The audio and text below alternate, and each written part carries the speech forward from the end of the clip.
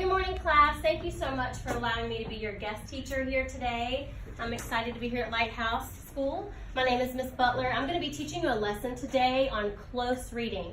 Now, if you look up here at the PowerPoint, close reading of informational text. What is informational text? Tell me what kind of what is informational? It's like it's straight facts about a certain topic that you pick or something. So it just has. It's factual information. Yes, exactly. Okay, get you on the slide. So what we're doing today is called close reading. Now when I talk about close reading, I'm not talking about this kind of reading where you read the words really close. Close reading is where you read the text 3 or more times, and each time you read it, you get closer into the meaning of the text. So the first time we read the passage this morning, we're going to read it for the gist of the passage the first time. There's a lot of hard vocabulary words in this text. This text is actually on an 8th grade level, and since you guys are on a 6th grade level, this is going to be a little bit challenging for you, especially there's about 15 words in here that are difficult that I'll talk about as we read. So we're going to look for the basic idea of the text for the first time.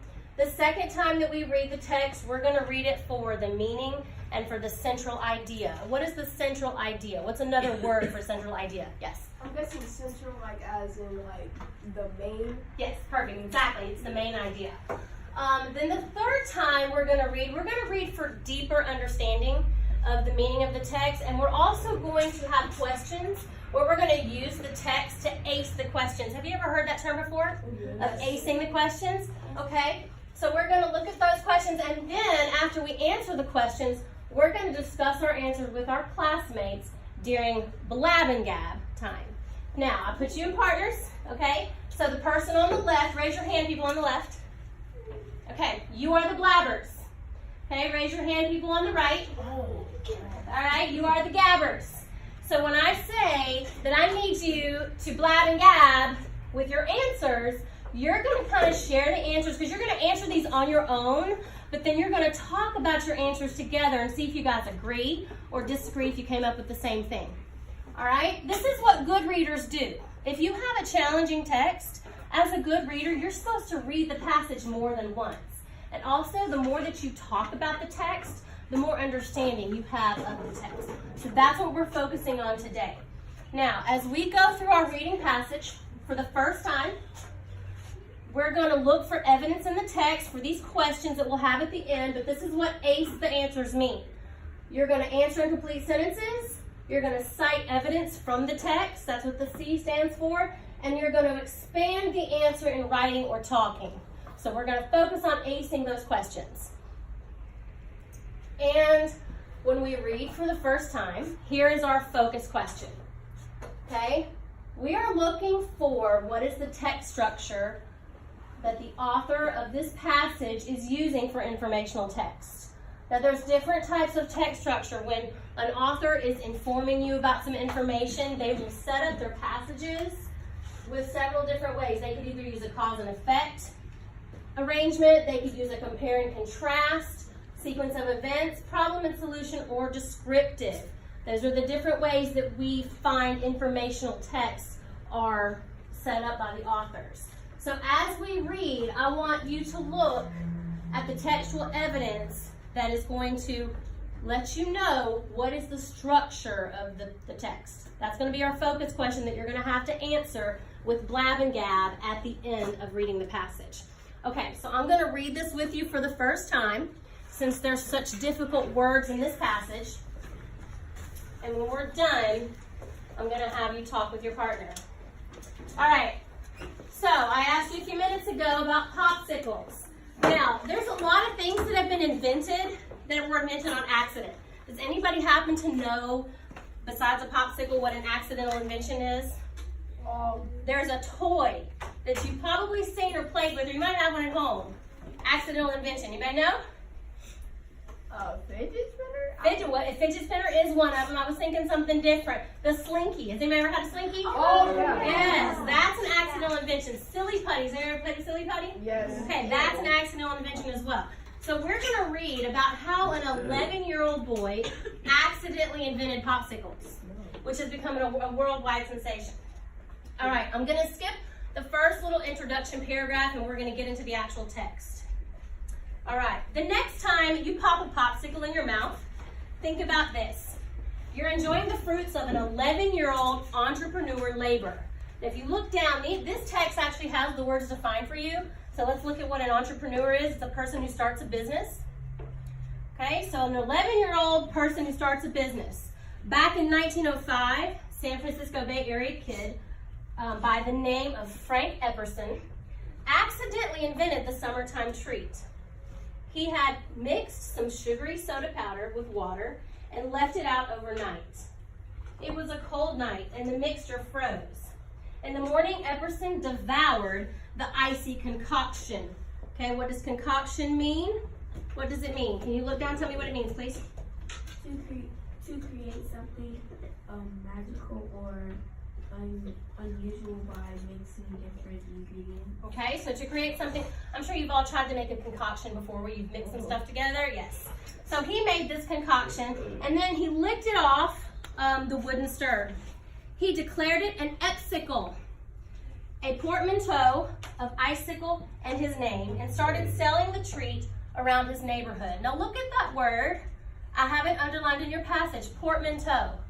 Now that's a word that I don't even hear very often, so I had to go and read the sentences around it to figure out what it meant. So I had to read. So look at your word again, and based on context clues, read the sentence before it, the sentence with the word, and the sentence after it. And based on context clues, I want you to blab and gab what you think that word means. And then I'm going to call on one of you to answer the question.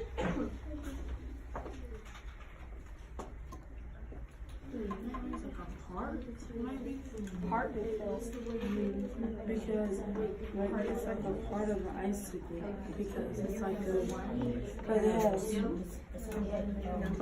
because he named it at first it was called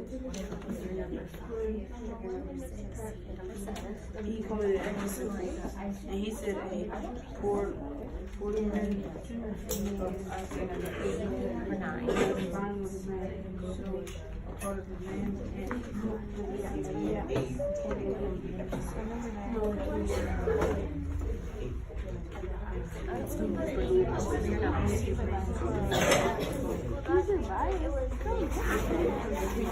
Alright, I'm going to call. I have some pennies here with numbers on them. So I just came around and told you your numbers. I'm going to ask you for your sense on this word in a minute when I draw your number. Alright, so number 12. Where are you? Raise your hand, number 12. Alright, what do you think portmanteau means based on context clues? I think it means like two words put together or like a mixture of two. Exactly. Did anybody else get that same answer, two words put together? Yes, that's exactly what it means when you put two words together. Alright, let's continue to read. In 1923, Epperson decided to expand sales beyond his neighborhood. He started selling the treat at Neptune Beach, a nearby amusement park. Dubbed the West Coast Coney Island, the park featured roller coasters, baseball, and Olympic-sized swimming pool.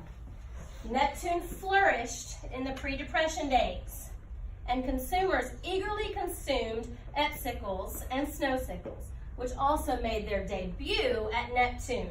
Now, let's look at the word debut. Tell me what the word debut means. Yes, Rachel. Debut means the first public appearance. Okay, so it made its first public appearance at this amusement park. Now, let's go back and look at the word flourished. In that last few sentences, it says Neptune flourished in the pre-Depression days. That's another word. It's not defined for us, but that's a difficult word. And I want you to, again, look at the sentences around it, and I want you to, based on context clues, discuss with your partner, blab and gab, what you think that word means. I mean, like, it became like popular in the 80s. Sort of like really standing up They started to get good money.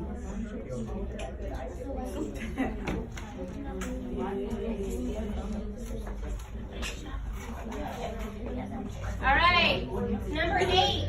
Who's number 8? Who remembers? Okay, number 8. Tell me what you think it flourished means, based on context clues. I think it means like spread around. Spread around. Anybody else have something different? What do you think it means? To like to grow and become bigger. To grow grow and become bigger. How many of you wish your allowance would flourish? Okay, there you go. All right. All right. So, again, the icicle and the snow cones also made their appearance, their debut at Neptune Park. All right, 10 seconds.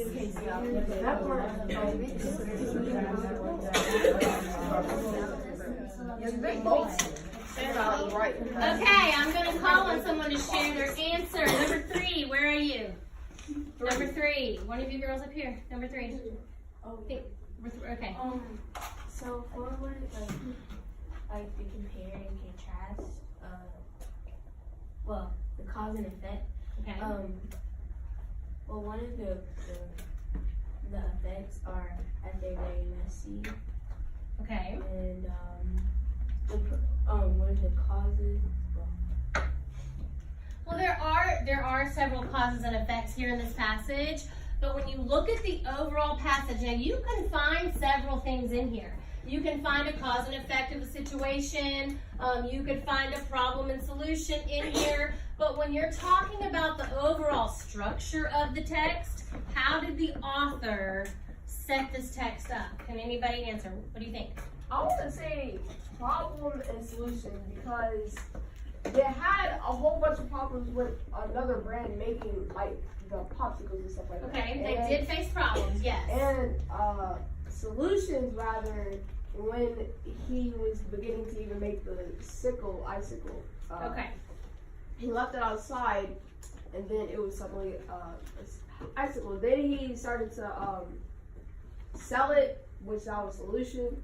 I'm just saying problem and solution. Okay. That's about it. And that is good. There is a definite problem and solution in this text, but due to time, I gotta go so we can get to some of the acing the questions. But the overall structure of this is sequence of events. How many of you had that? How many of you had? Good, good. All right.